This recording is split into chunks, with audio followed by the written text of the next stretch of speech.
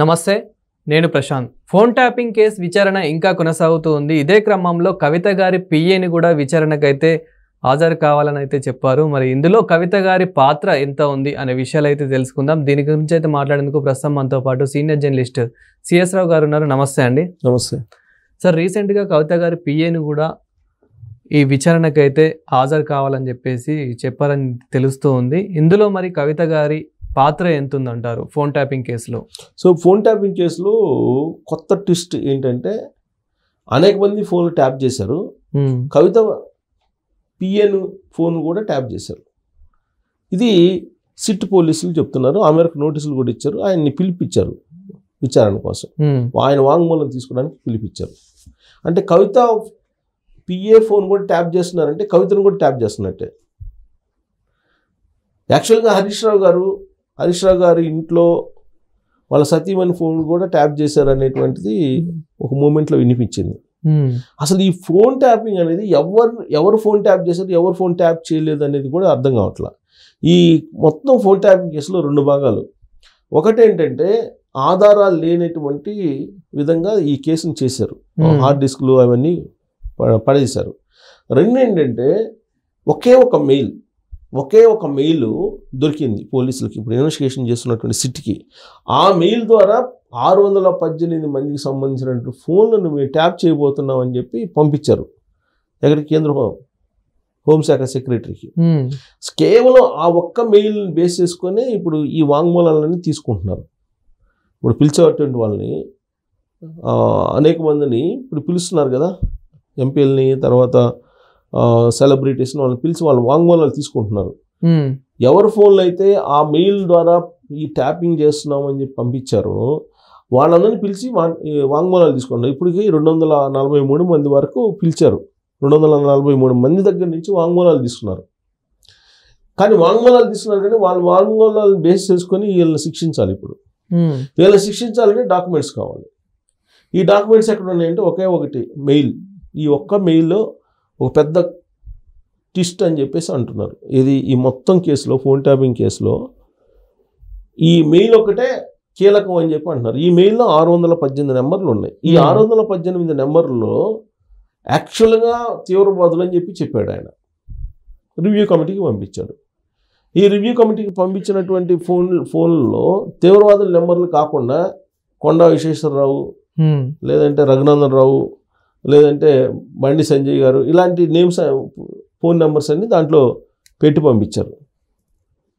తీరా ఆ ఫోన్లు ఎవరు అంటే వీళ్ళందరూ ఏమి తెలుస్తుంది. ఎవరి ఫోన్ నెంబర్, ఐఏబిఎన్ రాధాకృష్ణ గారి నెంబరు, ఇట్లా నెంబర్లు వేసి పంపించారు. వాళ్ళు రివ్యూ కమిటీలో చెక్ చేసుకోకుండా ఈచ్ అండ్ ఎవ్రీ ఫోన్ నెంబర్ని చెక్ చేయరు కదా. ఇప్పుడు ఆయన ఎస్ఐబి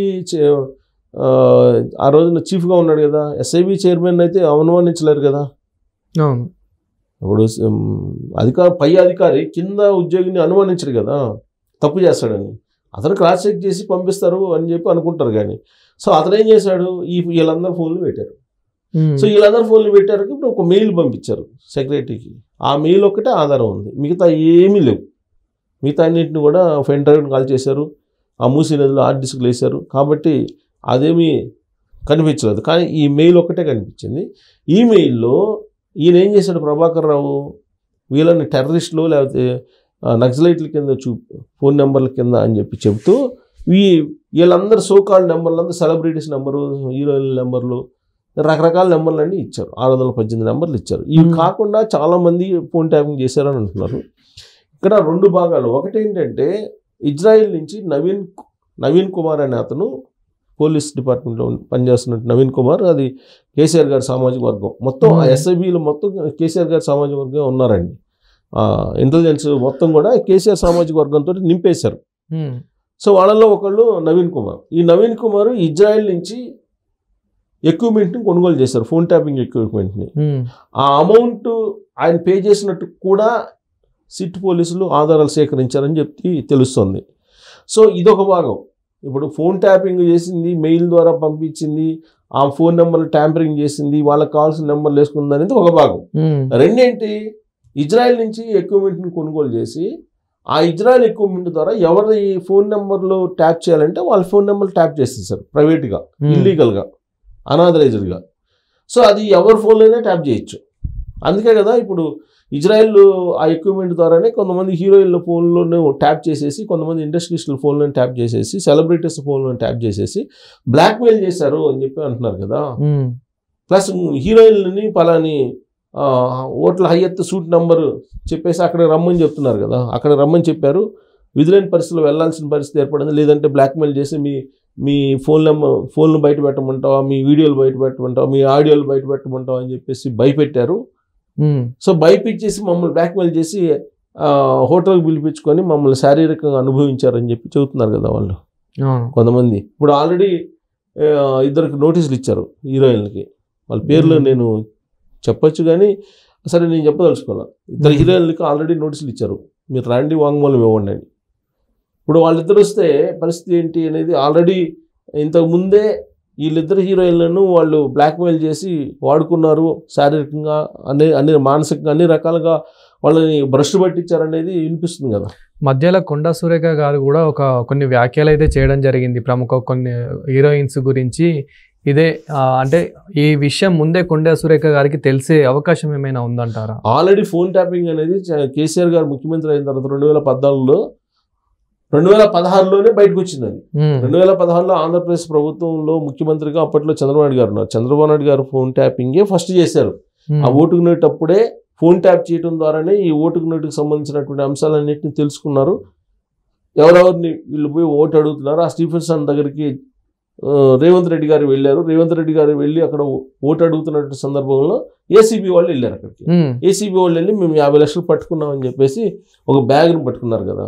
ఇదంతా ఎలా అంటే ఆ రోజునే ఫోన్ ట్యాపింగ్ అనేది బయటకు వచ్చింది. అందుకే ఆంధ్రప్రదేశ్ ప్రభుత్వం అప్పుడు కేసీఆర్ మీద, తెలంగాణ ప్రభుత్వం మీద కేసు నమోదు చేసింది. ఎంక్వైరీ ఫర్దర్గా వెళ్ళలేదు కానీ కేసు నమోదు చేసింది.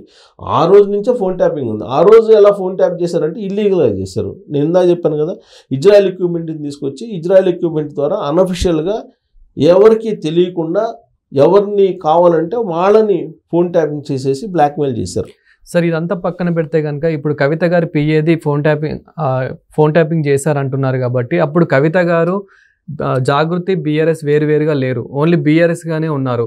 సో అంటే కవిత గారికి తెలియకుండానే ఇదంతా చేశారంటారా? కవిత గారు ఫోన్ ఎందుకు ట్యాప్ చేసి ఉంటారని అంటే నాకు గుర్తున్నంత వరకు అప్పట్లో బీజేపీ వాళ్ళకి సంబంధించి కొంతమందిని ఫామ్ హౌస్లో ఫోన్ ట్యాప్ చేసేసి వాళ్ళని పట్టుకున్నారు. ఏసీబీ వాళ్ళు పంపించారు. ఓటు నోటు కేసులో ఏ విధంగా అయితే ట్రాప్ చేశారో సేమ్ అదానే ఓటు నోటు కేసు తరహాలోనే ఫోన్ ట్యాపింగ్ చేసి కొంతమంది బీజేపీ పెద్దలు వచ్చి ఇక్కడ బీఆర్ఎస్ పార్టీ ఎమ్మెల్యేలను కొనుగోలు చేస్తున్నారనే ఉద్దేశంతో ఏసీబీ వాళ్ళని పంపించారు. అప్పుడు ఒక స్వామీజీతో పాటు బిఎల్ సంతోష్ అని బీజేపీ ప్రధాన కార్యదర్శి, చాలా కీ లీడర్. మనం అమిత్ షా నరేంద్ర మోడీ గురించి మాట్లాడుకుంటాం కదా, నరేంద్ర మోడీ గారు అమిత్ షా గారు తర్వాత ఈ బిఎల్ సంతోష్ అన్న అతను పవర్ఫుల్, ఆయన్ని కూడా జైల్లో పెట్టాలని చూశారు ఫోన్ ట్యాప్ చేసి. ఆ మూమెంట్లో ఎందుకు ఫోన్ ట్యాప్ చేశారనంటే కేసీఆర్ ప్రభుత్వాన్ని పడగొట్టడానికి బీజేపీ వాళ్ళు ప్రయత్నం చేస్తున్నారు, ఏక్నాథ్ షిండేని క్రియేట్ చేయబోతున్నారు అని చెప్పి. అప్పట్లో కవిత కూడా బీజేపీ వాళ్ళతో టచ్లోకి వెళ్ళింది అనేది ఒక అనుమానం. ఎవరికి? వాళ్ళ నాన్నకే అనుమానం. అందుకే కవిత ఫోన్లు కూడా ట్యాప్ చేసి ఉంటారు, కవిత పిఏ ఫోన్లు కూడా ట్యాప్ చేయించుంటారు అని చెప్పేసి అనుకోవడానికి అవకాశం ఉంది.